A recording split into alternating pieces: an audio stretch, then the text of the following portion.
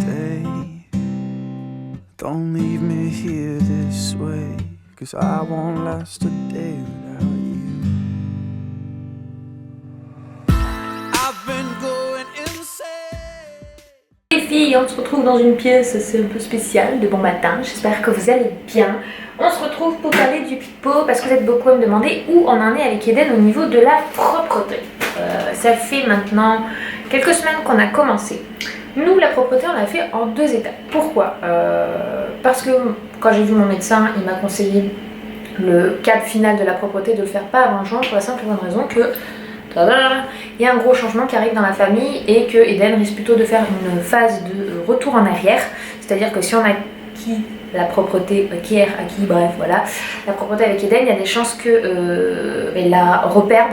Donc du coup elle nous a dit qu'il valait mieux pas s'embêter, attendre les beaux jours, que de toute façon ça n'empêchera absolument pas Eden de rentrer à l'école en septembre parce que la propreté serait acquise.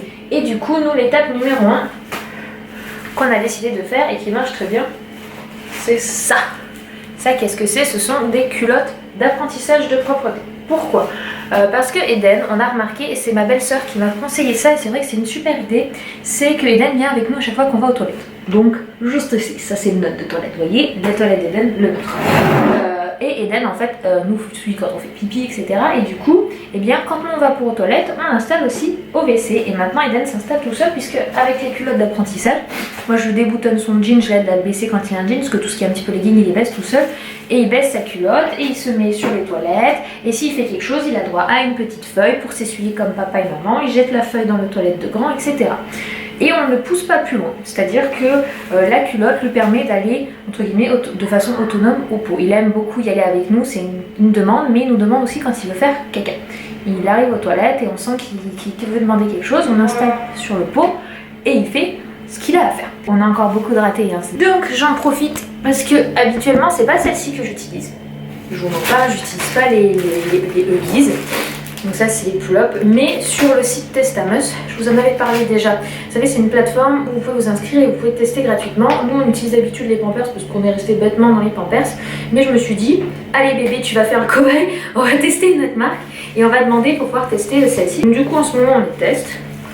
Il arrive très bien, ça se passe aussi bien, donc voilà, il n'y a rien à dire. Bon, carte ou pas carte, je trouve personnellement la tête de la culotte en soi, je m'en fous, mais c'est vrai qu'on dit bien. Quand je lui mets ça, je lui dis bien, je te mets ta culotte. Alors que quand je lui mets sa couche, je dis je te mets ta couche. Et du coup, ils permettent en ce moment, donc Testamus, comme je dis, vous pouvez déjà tester différents trucs. L'autre fois, il y avait des trucs pour les cheveux, pour les colorations. Donc c'est vrai, quand il y a des trucs un peu plus maman, je préfère vous en parler que vous dire à chaque fois quand je vois des offres dessus. Mais voilà, donc le principe de Testamus, pour ceux qui ne connaissent pas, c'est un site où vous pouvez tester gratuitement des produits. Donc comme moi, j'en teste gratuitement. Celui-là, c'est ouvert à tout le monde, moi, vous, papy, mamie, tonton, petit, qui veut. Vous inscrivez, c'est gratuit. En fait, il y a donc ce qui s'appelle donc des campagnes. En ce moment, c'était la campagne culotte d'apprentissage. Elle est encore là, hein. Je vous mets le lien en dessous, comme ça vous pouvez directement aller voir si vous voulez. Et votre enfant, vous pouvez tester du coup ces culottes d'apprentissage pour votre enfant si ça lui convient et faire l'apprentissage de la propreté. Notamment, moi c'est pour vous parler de propreté parce que vous me posez beaucoup de questions là-dessus. Donc vous vous inscrivez, vous remplissez toutes les infos. Moi je l'ai fait avec le compte d'Anthony, donc c'est avec Anthony, avec son mail à lui qu'on le fait. Voilà, et du coup ça vous permet de recevoir gratuitement. Et en échange, la seule chose c'est sur le site vous devez remplir derrière et donner votre avis. Voilà, donc on a fait la minute peau pour vous donner des nouvelles. Et c'est vrai que je ne vous filme pas plus la propreté parce que je trouve que c'est trop intime de vous montrer genre Eden au pot ou Eden vous dira on va au pot. Je préfère vous faire des petits bilans par-ci par-là. Donc pour le moment la première étape est acquise de aller au pot, même si on a beaucoup de fois les culottes qui sont remplies, c'est pas quelque chose de grave parce qu'en fait celle-ci ils ressentent un peu l'humidité. Donc du coup c'est vrai qu'ils sentent qu'il y a une gêne. C'est pour ça que tout de suite ils réclament le pot en disant ah je suis gênée, il y a quelque chose qui m'embête. Voilà. Donc on va aller continuer la journée en sortant des toilettes et moi je vais essayer de me lever maintenant. Coucou Juju. On était parti promener à pied, on a fait un tiers du trajet, un quart. Ouais, un quart du trajet. Ah non, on a pas un quart, on s'est arrêté là, on a fait 100 mètres. on a fait vraiment très froid, on va y aller en voiture. Hein. Du coup on va sortir au tabac pour qu'Anthony prenne ses clopes et de base on voulait y aller pour faire marcher aussi Eden, pour faire la petite balade, mais il fait vraiment trop froid là pour sortir, c'est pas agréable du tout. Il fait froid et puis le problème c'est qu'il fait tellement gris au-dessus de nous que s'il se met à pleuvoir, et ben on n'a rien pour se couvrir. Il y aura que Eden dans la poussette. Il sera couvert. Oui bah c'est l'essentiel on va dire. Surtout. moi j'ai rendez-vous d'ici une demi-heure, donc en fait ça aurait été un peu shorty. Ah ouais, effectivement. On serait arrivé au tabac, j'aurais fait encore, il faut que je prenne la voiture, je vais être en retard à mon rendez-vous. Bon, on est devant l'hôpital. J'ai Becca au bout du fil parce qu'elle veut assister à la consultation. 19e mois au cas où s'il me garde. Non Becca, dis aux abonnés que tu veux rester avec moi. Je suis là, je veux venir. Je veux rester avec toi. Voilà, elle est à l'autre bout de la... Si jamais t'accouches. Elle veut savoir. Donc du coup c'est mon dernier rendez-vous. Je suis genre juste un quart d'heure avant l'heure, chose qui m'arrive jamais, d'habitude je suis toujours au moins une demi-heure. Mais comme on allait chercher mes carambars, que j'ai mangé sagement, j'en ai mangé 2, j'étais sage, pendant le trajet du retour avec Anthony. Et par contre j'ai galéré à trouver une place, hein. Première fois que ça m'arrive. D'habitude les parkings en terre à l'autre bout de l'hôpital sont... Enfin il y a des places et là même pas. Donc bon, on va aller faire ce petit rendez-vous et puis on va prier pour qu'ils me disent « Oh mais vous accouchez dans 2 jours, c'est bon, c'est fait !» Et moi « Ouais !» Et puis s'il me dit par contre que je vais rester jusqu'au bout, ça va être là « Bouh !» Donc suivant ma tête, quand je rallume la caméra, vous saurez si j'accouche bientôt ou pas. Je suis rentrée, j'ai retrouvé les petits hommes, on a déjà mangé, j'avais fini de manger depuis un petit moment. Je me suis trompée dans mon heure de rendez-vous. J'avais noté 10h30, mon sage-femme m'a dit « Bah non, c'est 11h30 normalement. » Mais oui, bien.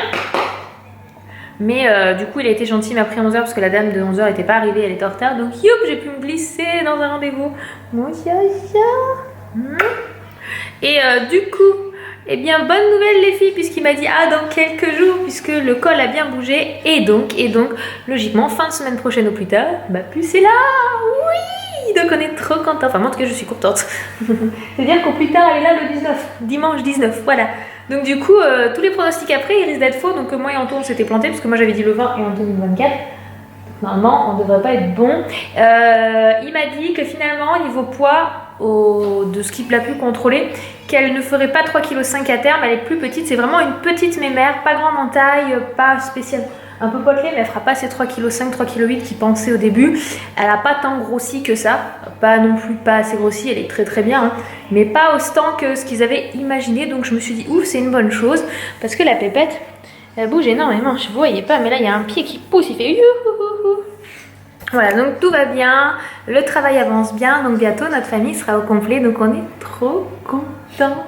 Bon, du coup, on s'est fait une petite pause de Leclerc parce qu'on a voulu aller acheter le livre pour l'anniversaire de notre neveu, donc du grand frère Anthony, le fils du grand frère Anthony. Mais le livre qu'elle voulait, il n'y a pas. Donc du coup, tant pis.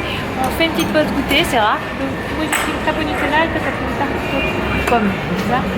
Et Eden, mais bon, ça ne le tente pas. Donc ça en fera plus pour nous. La journée se termine, les deux petits hommes sont juste là, c'est en train de monter. C'est l'heure d'aller coucher Eden et coucher maman avec. J'en peux plus du tout, je suis sèche. Aujourd'hui c'est pas la fin. Enfin la fin de journée, j'ai plus d'énergie quoi. Lessivé. Comme ça, j'en sors. Pour dire c'est 19h50. On sort de table, Eden n'ayant pas voulu faire de sieste. Vraiment qu'on trouve une solution parce que du coup comme il fait pas de sieste, il est crevé. À partir de 18h, il est insupportable. Il n'y a pas d'autre mot, il est couille, il y a que couille. Ouais. Voilà l'exemple, regardez. Les yeux qu'il en peut plus. Non mais je fais exprès en fait là je crois. Ah pour pas que tu l'habilles, oui. C'est ça, il fait ça avec les mains. Allez comédien là. Ah mais ça. Allez. Et à l'âge c'est la comédie. Monsieur, tiens. Pourquoi pas. En plus, qu'est-ce qu'il fait? Il fait forcer pour rien parce qu'il attrape son pull à l'intérieur. C'est une crapule en fait hein. C'est à qui ça? C'est à qui? C'est à mon bébé d'amour. Oui, oh, c'est Doudou, c'est Susu ça. C'est le coussin que j'ai enlevé. Moi, je sais pas ton Doudou que je t'ai amené. Le Doudou, tu l'auras dans le lit, directement. Mon petit blondinet. Tu t'es vachement foncé, il s'est vachement foncé quand même. Hein. Vous voyez, on voit bien là les bases, où il est bien clair. Ici. Ouais, non mais... Là, vous voyez. C'est toujours comme ça, et puis cet été, ça va resserrer. Ouais, il va s'éclaircir, ouais. Mais quand on regarde les vidéos, parce que du coup, je regarde la première fois qu'on avait amené le coiffeur, il était blond, mais blond. Il croise des jambes comme une fille. Je suis calée. C'est ça, il a cru qu'il était posé quoi. Je suis posée calée.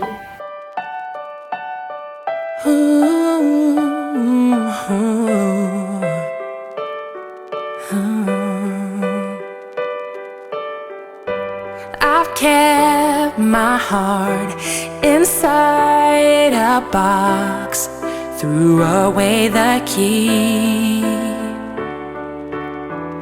You found your way under my skin, now I come undone. The walls that I built on weakest paper